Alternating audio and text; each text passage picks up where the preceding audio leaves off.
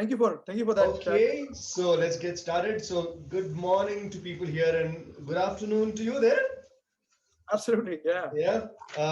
So everyone, viewers and listeners, welcome to Leaders and Libraries. And we've had many guests coming in, and today is a special day because till the guest of the day, we had a lot of leaders talking about books written by great authors.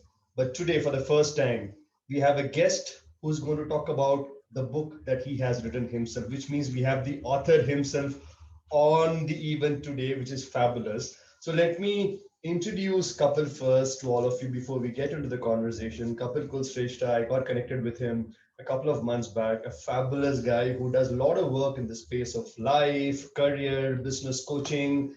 Is also one of the best-selling authors, and I'm going to talk about the books in a moment from now. And he's also the founder and CEO of Scintillate Coaching and Consulting in Australia.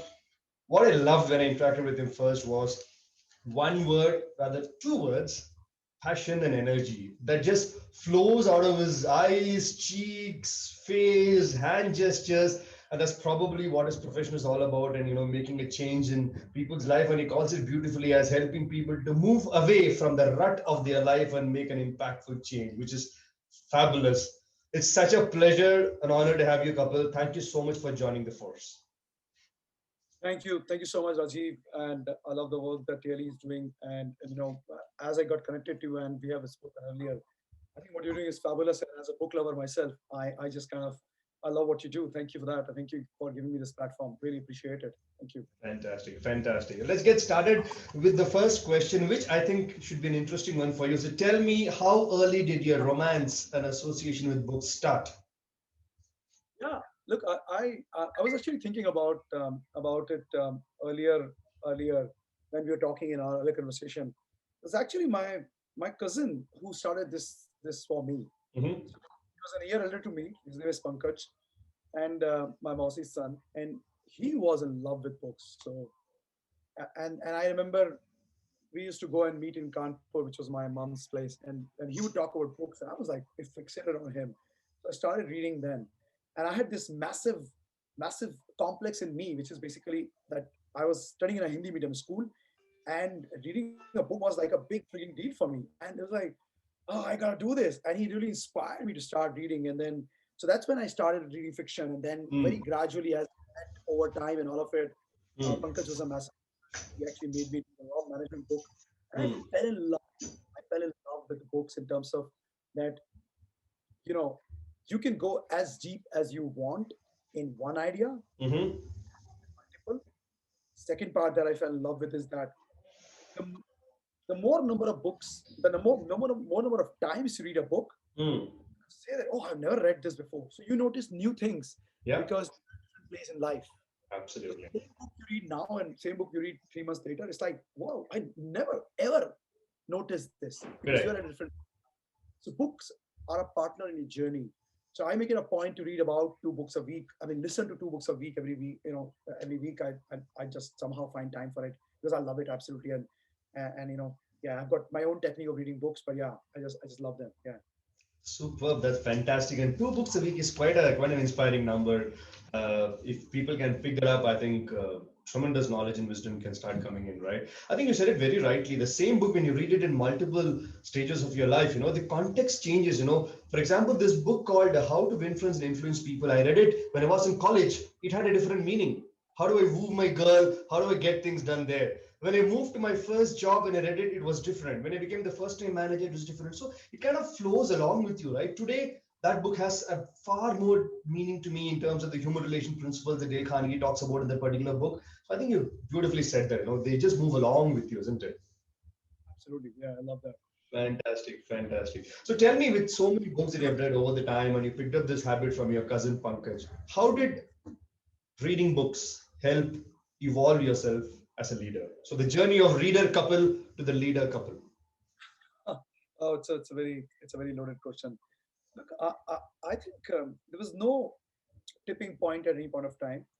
Um, but I can see how it has changed. Initially, the books I read Hmm. were for entertainment, and then it became more for wow, oh, for fact gathering and knowing. Oh shucks, I didn't even Hmm. know that. Oh my gosh! and then it became more to uh, this that just makes sense, and absorb and analyze, and then it became more about one idea in a book. That's it. And so now when I read a book and I listen to it, I'm just looking for that one thought which just says, that makes sense, and that's it. So that's why I read books very fast. And if it has, so it has really changed over time. And I guess it's also dependent on, it's also very much about the stage that I've been in my life, that Mm. as somebody who's driven to serve people, as somebody who's driven to really help people find their own excellence, because I know that in pretty much all my life, I was a mediocre guy. I had those dreams like everybody else, that, oh, when I'm going to be like 40-year-old, I'll be a director, and I didn't become a director at 40. I was like really pissed off and became negative. And incidentally, I realized at the time that my relationship with book had really become very bad. So I Mm. started reading again. And Mm. yeah, at 41, I'm a director in this company and all those things, and it didn't matter anything. So as my life evolved in terms of knowing myself, understanding myself, and how Beautiful. much love, passion I have to give people, a different kind of books I've started reading.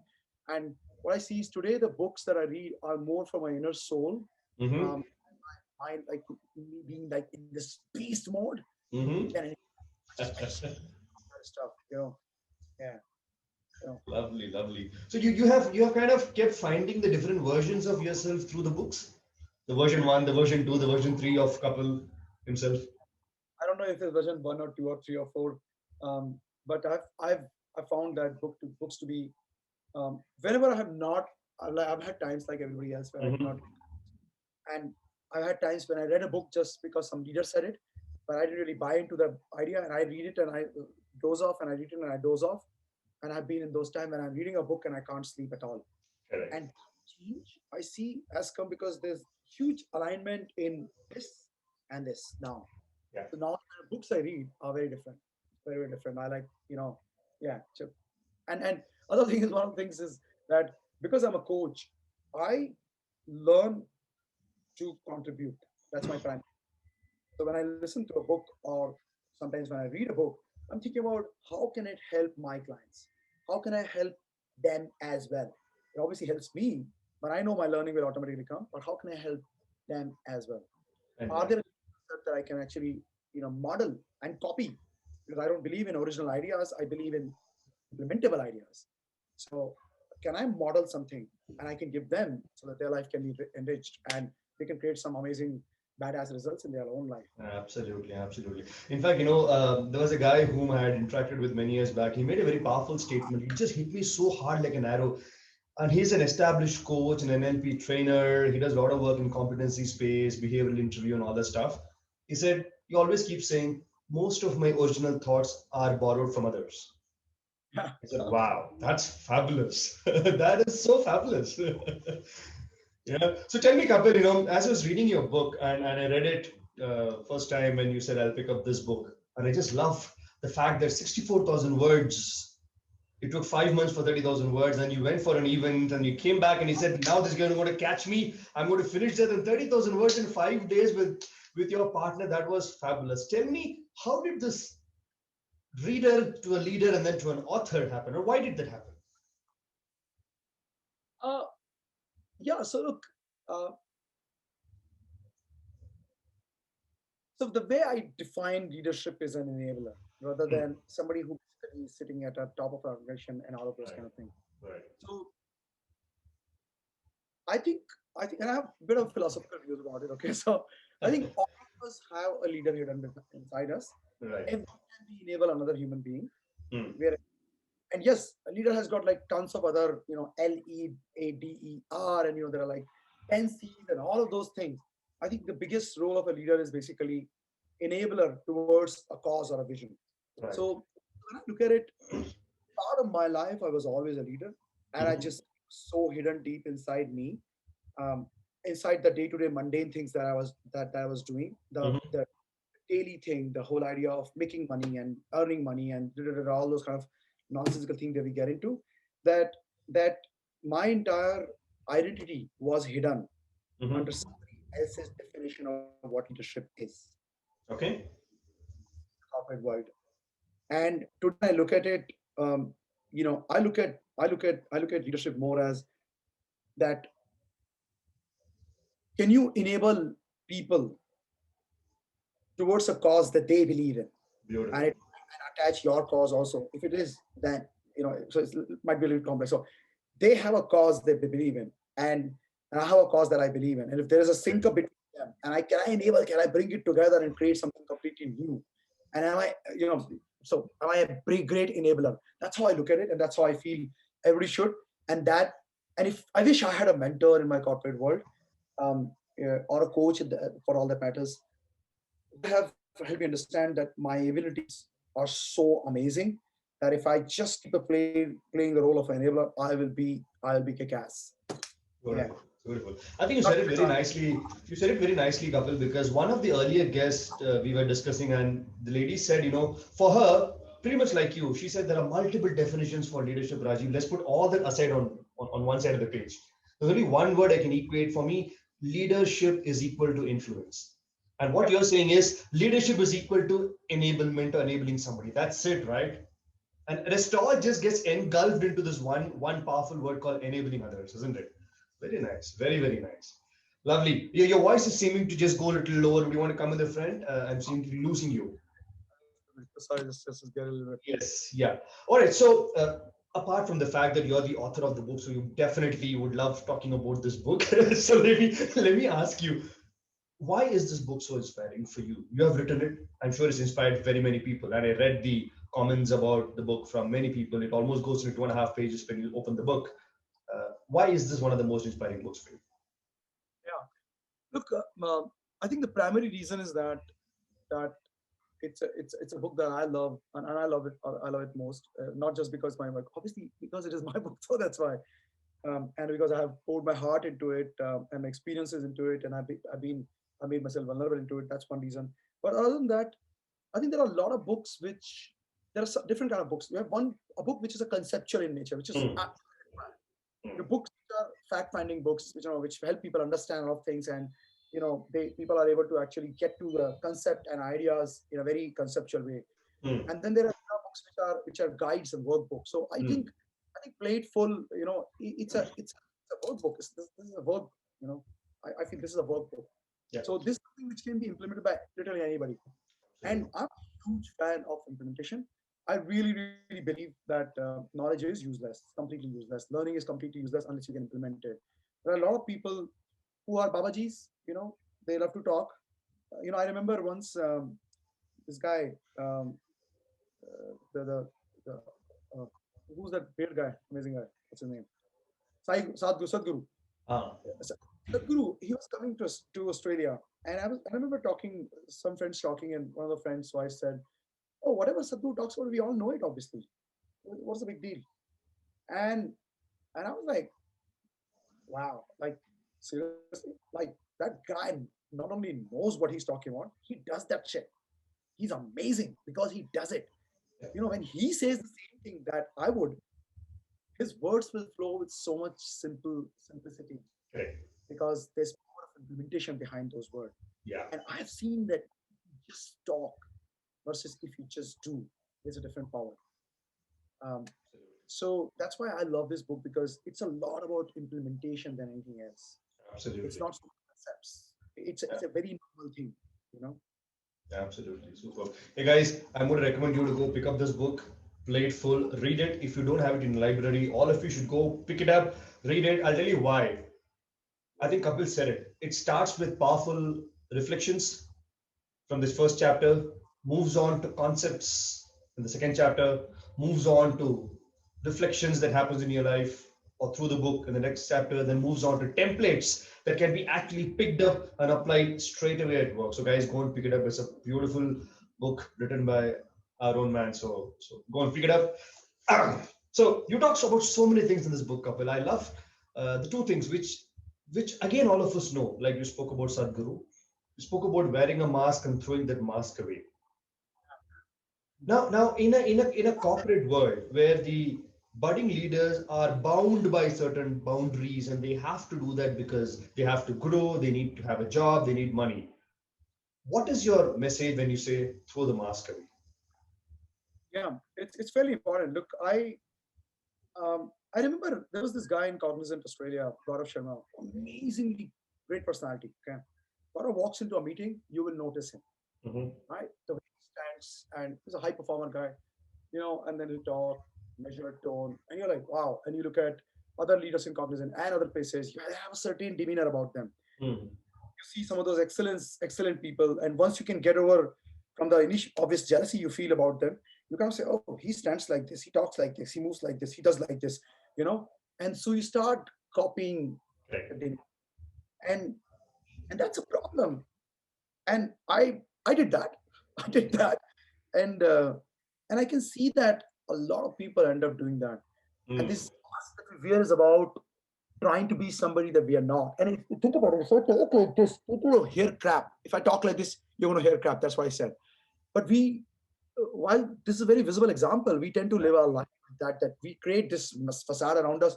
I should be walking like this, and I should, keep my this thing, and in appraisal discussions happens about, hey, I think you're really good, but if you can be like that person, Yeah. I think that's a freaking nonsensical thing in corporate world. If people just realize one thing, that a Gaurav, a Madhu, you know, a Francisco de Souza, or some of these amazing leaders like Lakshmi Narayan, or all these guys, they're like that because they are themselves. Yeah. If we realize that Yeah. these guys are powerful because they are themselves, Correct. it's a game changer. So the only job that we have Hmm. is to be ourselves, because these guys are really busy in being themselves. And that's Beautiful. why those amazing results. They're Correct. not, the demeanor is, the body language is all, it's a result of who they are. But if my body language is like, hey, go on, let's talk about it, it's okay. Correct. So if a manager, and in my early career, somebody came and said to me, hey, you just keep your energy low, man. Hmm. And I really wanted to say, you know what, F off. I couldn't, I did not know enough. Hmm.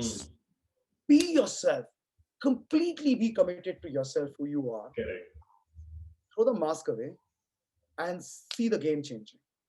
And I've coached C-level executives, I've coached people in senior level positions and all of it.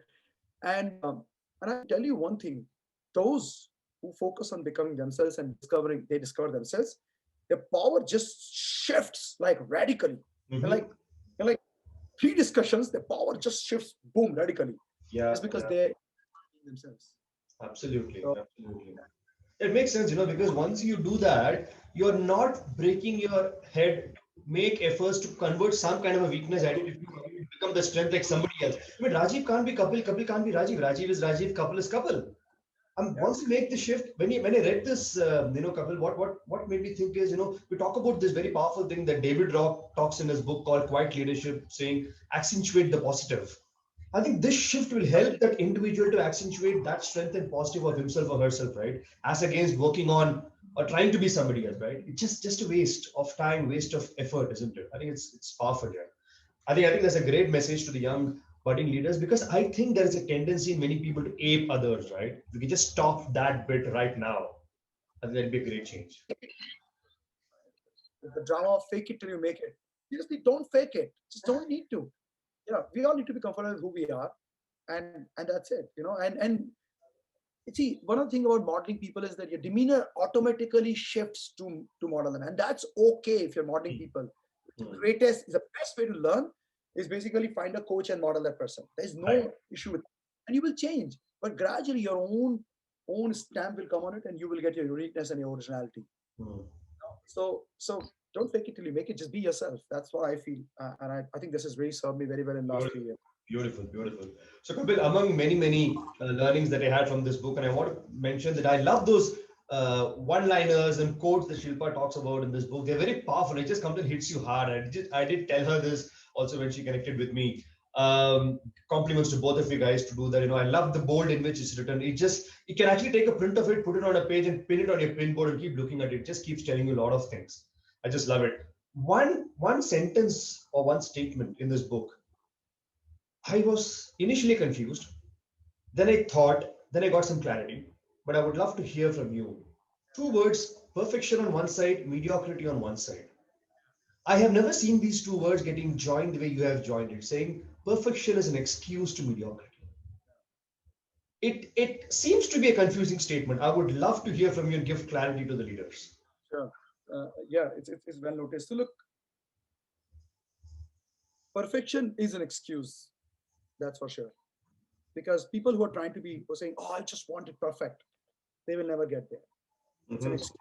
They're scared to either go to market, or they're scared to do something else, or they're like, Okay. you know what, I can't. Like it's an ego trip Hmm. that I must be creating something which is amazing. So Hmm. it must look good by other people. So it is basically something which has to be appreciated by other people. Most Right. people who are perfectionists are actually worried about what people think about them. And when you worry about what people think about you, you tend to become a mediocre. Ah. So I remember one of the clients who was a senior executive in a large company, and this guy was really well accomplished and way more accomplished in corporate sector than I could have been. Hmm. You know, and I threw it to him once, and he realized that while he accomplished senior position in his late 30s, Hmm. he was still a mediocre from his standard. Other people will look at him and say, "Wow," but he looked at himself when the moment he got this statement, he said, "I realized that I was just working so hard to be perfect, but I was now." So before that, once he realized that, he said, "I realized that I'm a mediocre because all my life, I have actually tried to achieve this, which can be appreciated by other people Hmm. more than what I feel strong about." Okay. So and his entire the shift made him leave his job and open his own Hmm. business, which he extremely well today with. So I think so. Again, to come back to the statement in terms of and shorten it up, shorten my entire description, just for the reader to say, okay, if they're confused, then this will help them. When you're perfect, you're going to spend so much time in getting it done, then it would end up being a mediocre product. Repeat that once again, Kapil, for us. When you try to make it very perfect, you'll end Hmm. up spending so much time on it that you will end up creating a mediocre product, which is because you're just limited by yourself. It's better that I create a product, I throw it out there, a Rajiv comes to me, a Kapil comes to me, or somebody else comes to me and gives me, hey, this is crap, hey, this is not good, hey, that is not good. Instead of that, create so 80-20, just reverse the damn thing, do 20%, throw it on in the market, and let Hmm. people give you feedback. Let them make it useful. Because what is perfection? Perfection is something which can be used by people Right. in very great way, if at all. Like perfection definition is it should look swanky, it should make me feel good, it should be this, it should not have any error. That's just a Myth. it will never be out. Yeah. I remember talking to this young guy. Um, I found him on Quora because I was looking for something about definition of life or something. And I was surprised to see I was like, what the hell this guy has written? So I contacted him, found him on LinkedIn, contacted him. And I sent him a note and he responded. Apparently he's a 33-year-old guy. He was at the time 33-year-old guy working as a marketing manager in some company. And I spoke to him and I was blown away. I was like, Hmm. if I want a guru, that's my guru. This about 2 years, 2.5 years back. And he said that, I said, you should write a book. And he said, yeah, I'm writing a book and my book will change the world. 1 billion people will read the book. And I was like, wow, Wow. how far are you? He said, I'm just about done. I got in touch with him about 6 months back. He was just about done. 1.5 years, he's just about done. His Oh my book will God. not reach one single human being. His book will be is going to be an epitome of mediocrity because he's never going to put it out. Hmm. And he is with this kind of a thought with the planet-sized brain of his. He's basically working as a marketing manager in a small company, really not playing it for Lovely, lovely. Good perfection. example.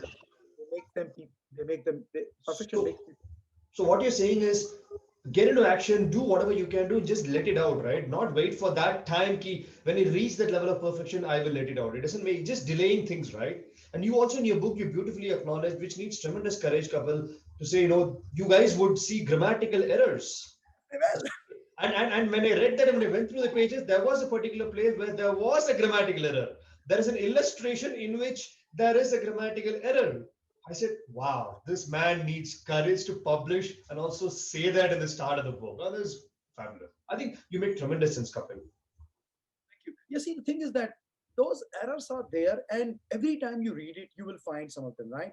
And you have to go and put it out there. And sure, a book is there, but if my readers are going to focus more on my grammatical thing rather than my the stuff that I've written, Correct. then I don't want them as a reader. Absolutely. I don't want an English professor to be reading my book and analyzing it, right? I want somebody to go. Yeah. At the same time, I have seen books which are forget grammatical. They're like English is confusing. Like Hmm. what do you mean to say, mate? There's like complex word which is masticulating my food and right? Do that as well, right? Don't just vomit all over it, right? Make sure it is edited properly. Yeah. My daughter was in year 12 and she's a language girl. She's like French, Korean, English. It's her life. And she actually, I remember towards the end, I'm talking about the wood cutter, wood chopping thing where, everybody's job is to chop the wood. It was 1.5 page. She spent 20 minutes of it. She compressed it to half page and it made more sense. Hmm. I know that editing is a big thing. It makes a big Yeah, yeah, difference. absolutely. You also talk about you also spoke about the example of the PPT that you made in the flight and you sent it to that guy. He's brought 20 to 5 and said, shit, in 20 minutes, the entire good work is off. And then you won the deal. You won the deal. That's the beauty of Yeah, it. yeah. Shankar Srinivasan, if he ever sees the video, man, he amazing leader. I mean, in the car, we're sitting and in the back, he's like, okay, cut it, remove it. I'm like, oh, it was massacred. It was like, oh, but it made so much sense. It was like, Yeah, yeah, yeah. Making it simple is the most complex thing, isn't it? Making it complex is simpler. Absolutely. Lovely, lovely. Moving on. I'm just loving this conversation, Kapil. I now get that perfection is an excuse to mediocrity. I want to mention on this channel on record, Kapil, without any effort to make you feel great. A lot of quotations hit me hard, has hit me hard in the past. I would definitely tell you that this statement from your book just hit me very, very hard. I'll remember it for a lifetime. Perfection is an excuse to mediocrity. It's fabulous. Every time I'm going to sit and create a content or a program, if I'm seeing myself moving to pushing myself to reaching perfection, I'm going to remember this statement, say, Rajiv, pull back, pull back, pull back. I'm going to do that. we do this because we're scared, you know? Yeah. We're scared. We're saying that, oh, I'll be judged. I remember that. I don't know if I put in the book or not, but Newton was it?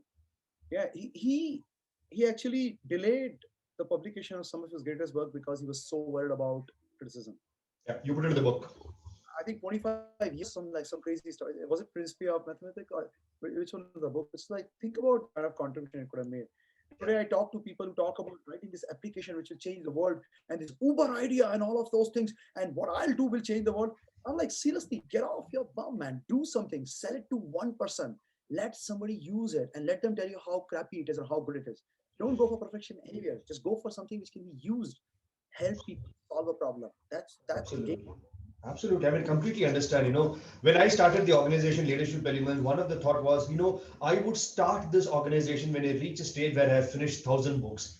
And I said, if I ever do that, the organization would never ever get registered. I would never even start off and I would be still working as, the corporate rut that we keep talking about, right? So it's not about reaching the number. Let me get started. And in the journey, look at that. In the journey, I've got one more book called Plateful that I've read. Else I would have never got to know about you or never got to know about this book, isn't it? I think you make tremendous sense here. This takes me to the next question, Kapil.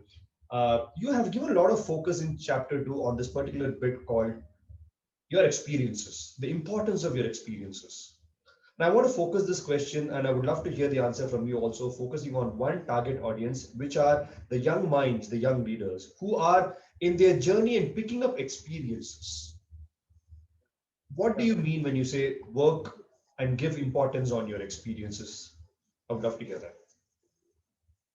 Definitely this is something which is very very important and look there's a structure to that process. We do not give so okay so I'll forget about gyan part of it. Simple thing, what we get in life is driven by the actions that we take. Right. Everything, every single thing that we do that we get is driven by the actions we take.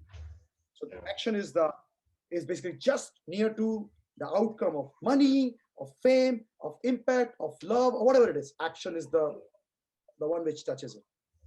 Just before the action is a decision in Mm, terms of what to focus on, what to believe, what's my identity, what's the decision I'm making, what am I mm, committing to, mm. what things mean for me, what's the best thing to do. Correct. Decisions. Decision. Now we take decisions because we have certain thought process. Mm, Am I aligned? Is it sin? Is it bad? Am I supporting this thought? Not supporting. What is clear? So thoughts. And thoughts are emerging out of feelings that we have, because there's a pattern in my life and I have feelings about it, which is Right.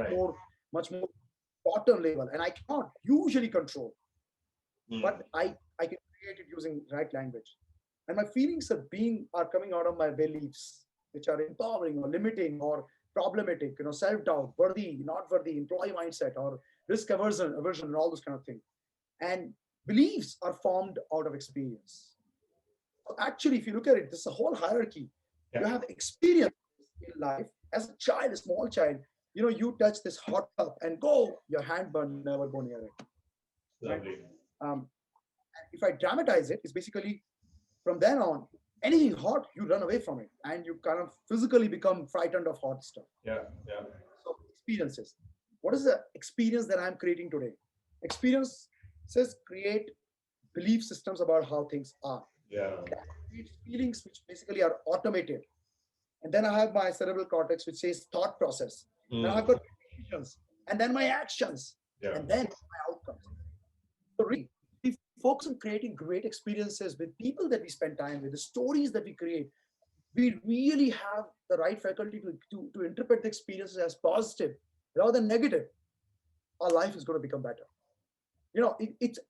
It's very selfish for me to say, and I'm really proud of this. That when I remember I went to this hypnotherapy learning session, and they said, Mm. think about think about a person who basically you don't like, Mm. and and they were like sitting in maybe 15 people in one of the hotels in Sydney, and I'm thinking, oh shit, I hope they don't call me because I cannot think of anybody that I don't like. Mm. I'm like thinking, maybe it should be my tenant who basically dumped me with $131,000 because he damaged my property, which I had to repair on my own cost, $131,000, and that too when I was in this business, my wife and we were not working. So I tried to actually picture his face, and I Mm. couldn't negative thoughts towards him. I was like, ugh, I couldn't, I couldn't. So Mm.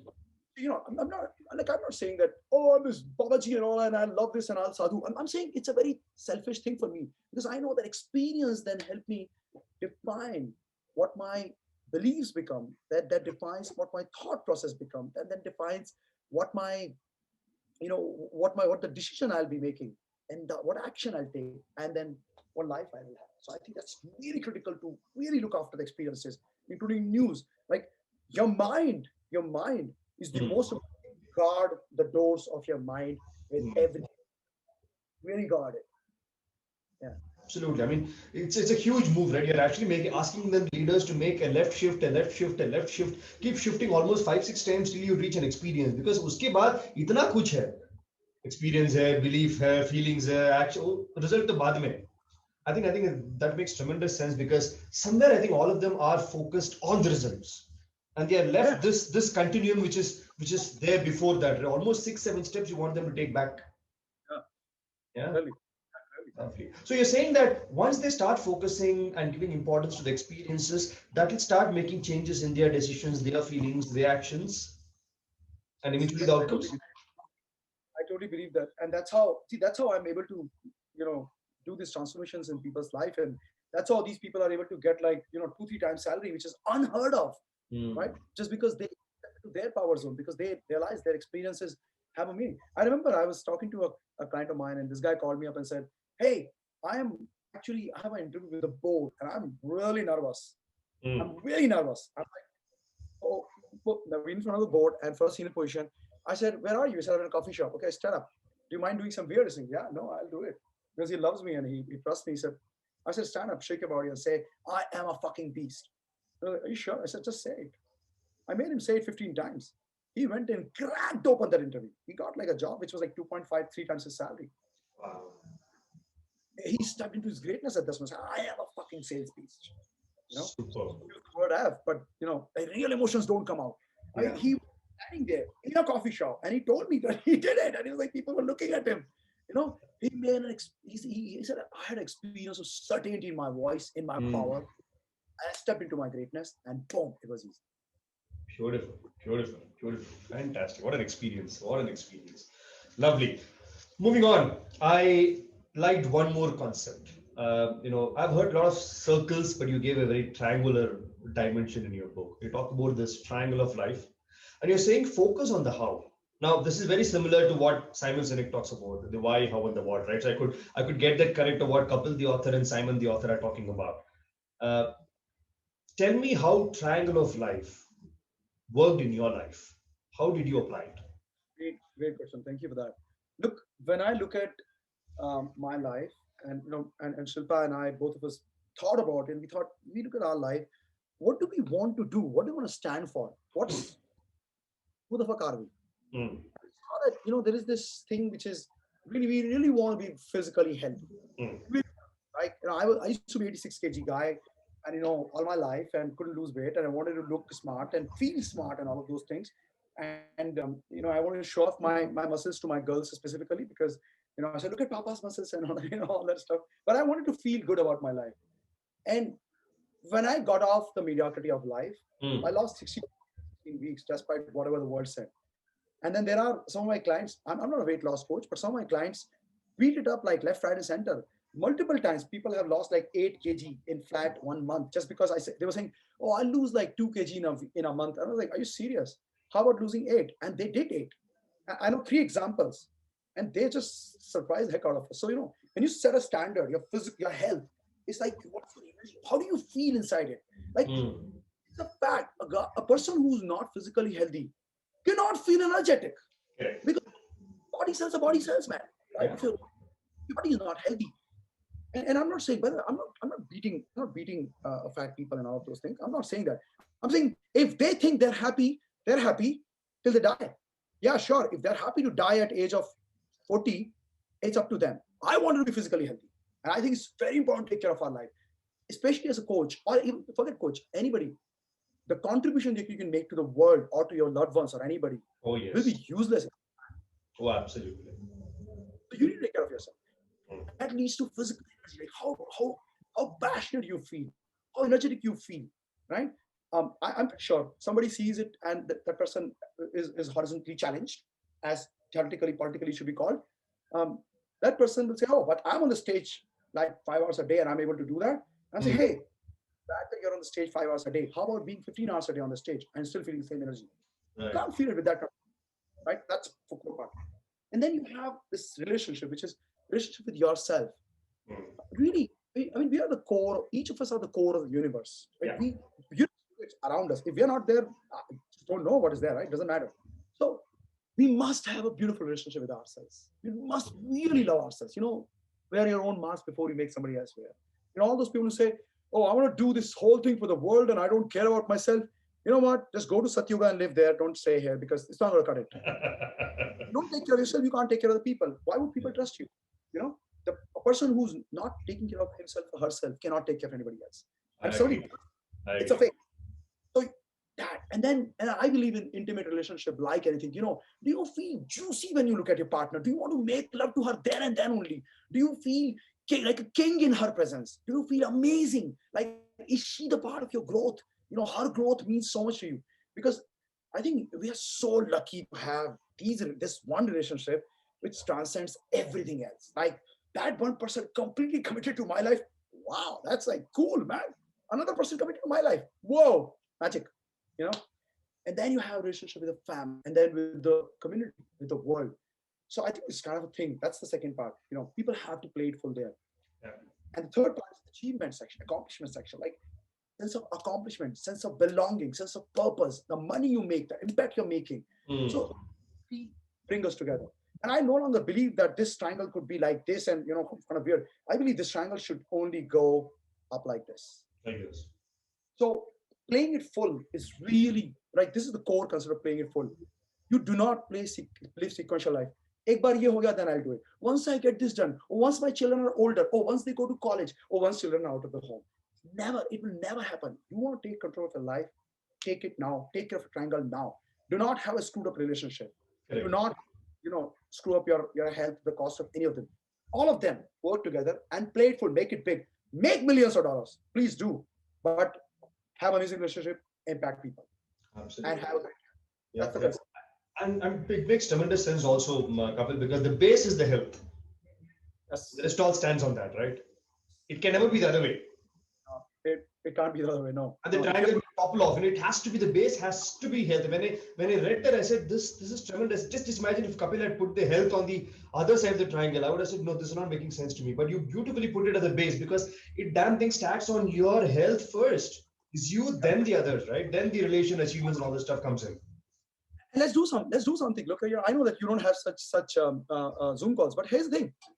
Just stand up and maybe ask people who are watching this. Stand up, just stand up, and just stand tall, right? Stand tall, and just feel the fire inside you, feel the power, and just put your fists together and say, you know what, I'm amazing, I'm amazing, I'm amazing, just do it like 2 times, 3 times. Just go like this, I'm amazing, and feel. You feel energetic. You can You feel feel it. good. You feel Absolutely. Yeah. You can. good. It just flows. Yeah. All those things about. Let me think about my situation. I'm going to get out of my situation by thinking. What Tony Robbins says it beautifully. Use the triad, use the language in the right way, use the focus in the right way, and more important, use your physiology. Yeah. It's not possible for us to feel bad Correct. when we are. And same way, it's not possible to feel as good when you're like, okay, I think I'm feeling really good. So it's very important, yeah. Absolutely. Beautiful. Thank you so much. I think, guys, youngsters, and especially I keep looking at so many of them who may have probably compromised on health for the unquenched aspiration and aggression they have for career. Guys, move the triangle. It's not the achievement plane of the triangle. Move it to the health, as Kapil says. Then other things would start falling in. And you have himself, who says 86 kgs, 87 kgs, and he went on to do a gym diet and then brought back the same weight after a couple of days, then did things, and today look at him, he's just lean and lovely. Super. I've got my jacket, I can't show it. I'm 48-year-old, and I know that before I'll be 48 in next few days, but I know that before I turn like 40 and a half is time, then I'll have 6 packs. Now, this is the first time I'm saying it somewhere which will go to social media and all of it. But look, here's the thing. I'm doing it because I just want to see whether I can or not. Super. Lovely. Day after tomorrow is your birthday? No, it's in 9 days. Yeah. A couple of days is like a very Indian. What date is that? 17th. 20th. All right. So let me make a mark and keep it here. I'm going to get a birthday gift or something. 20th couple birthday, and I'm going to paste it here. Awesome. Thank you. Super. Fantastic, man. That's superb. So it's all about focusing on how, right? How do I go and do that? Get my health right, get my achievements right, get my relationships right. Right? It's all about action. It goes back to your bit of, damn it, implement it, right? Just don't keep thinking about it. Just do it. Just do it. And I guess, well, one point I want to make is Simon Sinek's Golden Triangle is a game changer for all of us at all stages. Because none of us will actually focus on any of this unless we conceptually understand who we are and why do we exist. Now, I totally believe it that life is completely empty and meaningless, and it is empty and meaningless that is empty and meaningless. We need to create a purpose in our life that we choose, and once that why is clear, after that everything else falls in line. Falls in line. I remember I was with some friends and we're talking about this thing, and he said, "Oh, the purpose." And he was saying he was explaining the purpose of being a human being. He was saying the purpose of human being so that you can actually get out of this cycle of life and death. And eventually, so I said, your purpose of existing is so that you can die eventually, right? Final death. He said, no. This like, and I'm like, he said, oh, we have got these 5 fingers, and he's like theoretical thing. I said, boss, my purpose of being here right now is to actually make a difference to people's life, and in that process, be a freaking powerful guy. That's all I want to do in my life. Right. And your purpose is to die and live again and die again, so that you can actually achieve some kind of a nirvana. Okay. I'm like, seriously? Okay. Thank you. Why? Don't tell me. That's your purpose. I don't relate, but okay, that's yours. So instead of making it more like Babaji Gyan and what the world should do, implement with us, like play it full in our own life, stretch our boundaries, and then see what happens. It's just fun either ways. Discover. Super, lovely. As you moved through the pages of the book, as I said, you came to a point where you are giving the readers a very powerful concept called execution principles. You talk about four pillars, right? Now, I'm going to take you through all four of them, but tell me, Kapil, when you wrote these four, I'm sure you wrote it based on your own experiences and you have used these pillars in life, right? That's how it got penned on the paper, right? Which is that one pillar that you used extensively, massively, and really made a change in your execution excellence? Yeah, yeah. Why would you recommend that to the budding and young minds? Look, earlier I would have said action, um, and now I'm starting to think, and I think it's the standards. And Mm, I'm saying I think because obviously I love all four of them. But it's actually the standards that we set for ourselves that actually drive us who we become. Um, so if you have standards that I'm going to be really, you know, like this, I'm going to be, the most authentic person I know. I'm going to be the most lovable person I know. And I'm going to actually have six packs or whatever it is standard you want to set. Like, I don't do this. I will not sleep till it's done. What are the standards that these ways set in our life? They define us and they allow us to impact more people. They allow us to make more money. They come right. handy, especially when there are times of, there are when there are those sleazy times when you're on the border line, Yeah. um, not acting with integrity. And you don't realize how slippery the slope could be, Mm, and I think standards would help us at that time. That's why I think it's the most important thing. I love belief as well, but at the same time I think belief are a part of becoming, come out from experience. But I think standard is what, focus on standards, but don't keep it superficial. Understand yourself and become aware. right. So yeah, so I cannot give a one clear answer of what it is, but I think if I have to really choose, it's standards. Yeah, yeah, I love it because I think it propels us to do things better, right? Because you don't want to be doing something which is mediocre. You want to do something which is really value added to people. And once you set the standard, live up to it every time, people see it and they say, you know what?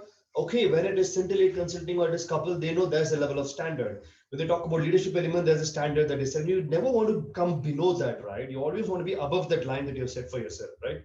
So let me ask a question. So this is just running in my head right now. It didn't happen when I was reading the pages, right? When you say set a standard, are you somewhere contradicting the earlier statement that you said that don't strive for perfection? Yeah, I get that a lot of time, by the way. Here's the thing: you could fail to achieve a standard. Standard is perfection is, let me get it so right, and then I'll go out, and then I'll share, or I have to get there, I have to finish this, I have to do this. Perfection is more of activities that you're doing, how you do them. Hmm. Um, you know, standard is is the bar that I set for myself, which I will sometimes fail to achieve. Many times I'll fail to achieve it. It's like my PT made me do 200 push-ups yesterday. I had no clue, but it was his standard that I adopted because I trusted him. So it's that standard is at every place. Can I stretch myself a little more? Right. What will be because fact is, in today's world, if you do just good, you will get a poor result. If you do very good, you will probably get like just about mediocre result. If you do excellent, you're going to get very good results. But the 2 shift is that you do outstanding. You know, that's why I believe that totally. And it's not some freaking marketing pitch. I believe that everybody needs a coach because a coach can actually make us go beyond those standards, and that's the deal. Beautiful. That's why Beautiful. I have my coach. Superb. Superb. Lovely. In fact, the strive to reach perfection can sometimes play the role of a gravity to pull you down, right? But the strive to reach that of standard, you're telling that I'm already conscious and aware of the fact that I may not reach it, but let me at least strive reaching it, Yeah, right? putting it very well. Standards say buoyancy, Yeah. and perfection is a gravity.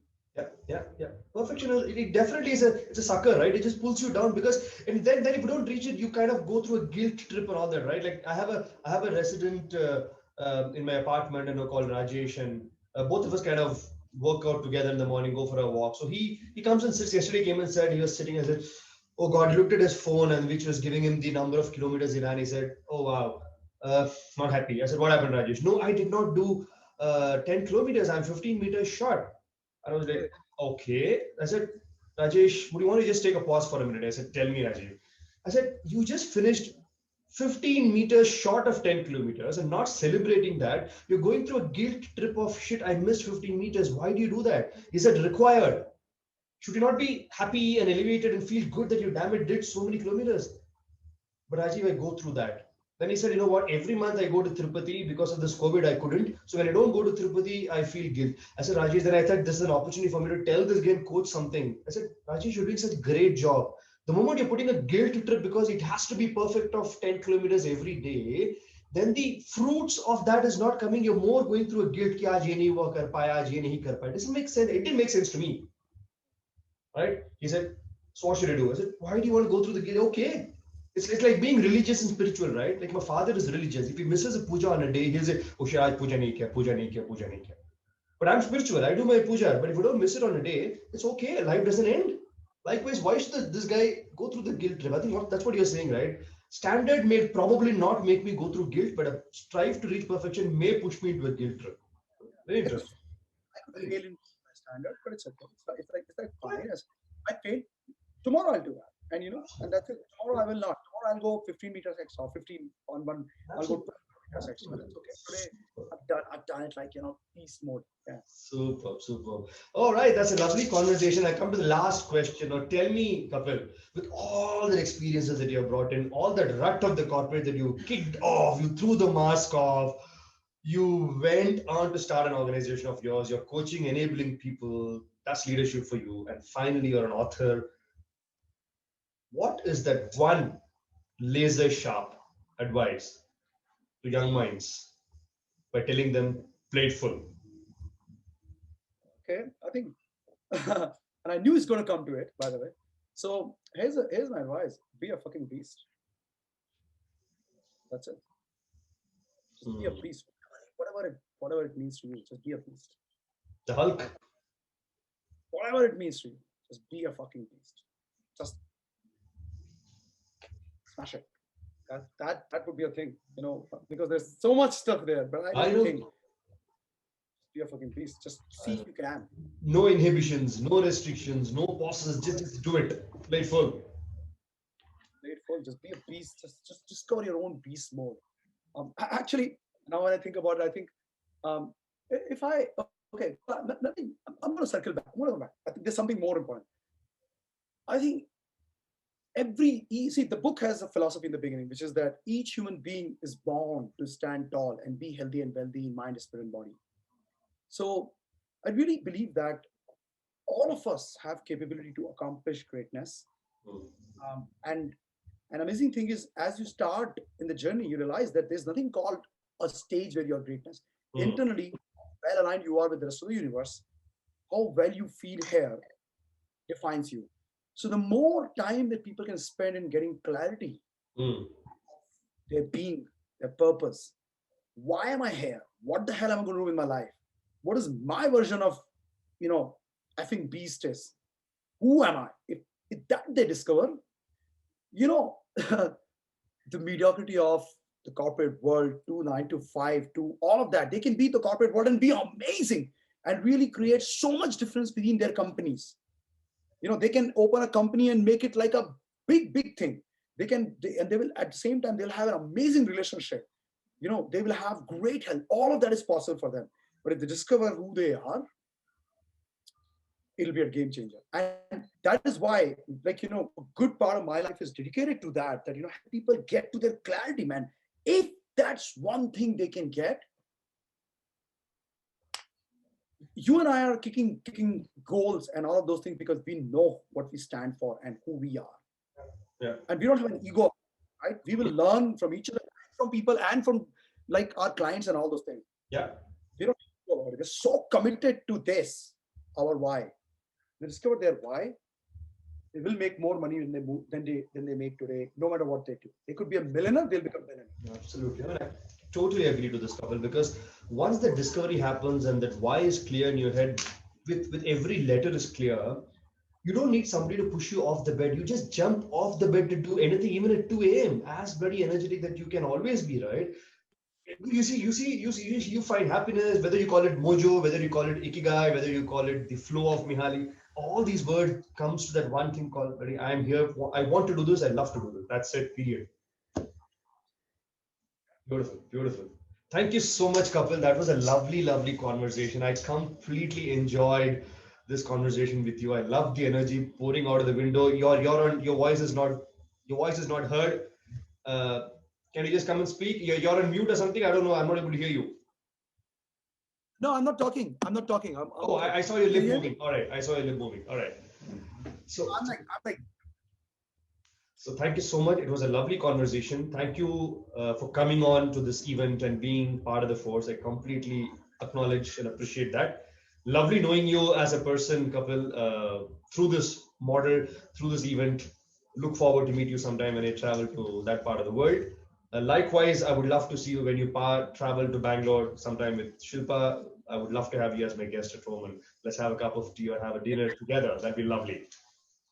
All right. I hope you Absolutely, Rajat. I enjoyed. really I appreciate hope you it. enjoyed having the conversation on this evening. Oh, totally. I think when we started talking and what you're doing, it was like, yeah, sure. And now I kind of see it, and the kind of stuff that you're doing is just so phenomenal. And I think everybody needs to read a lot and lot of books, and they have to have books is one of the massive ways of really, really, transforming lives at the lowest possible cost. I would say, So yeah, people should just read. Yeah, set a target. Read 2 books a week or 3 books a week. So, yeah, Lovely. awesome. Thank you. Convey my hi and regards to Shilpa, and you have a lovely day ahead. I look forward to see you sometime again. Thank you. Have a phenomenal day. Thanks for Thank you. calling me. Bye bye.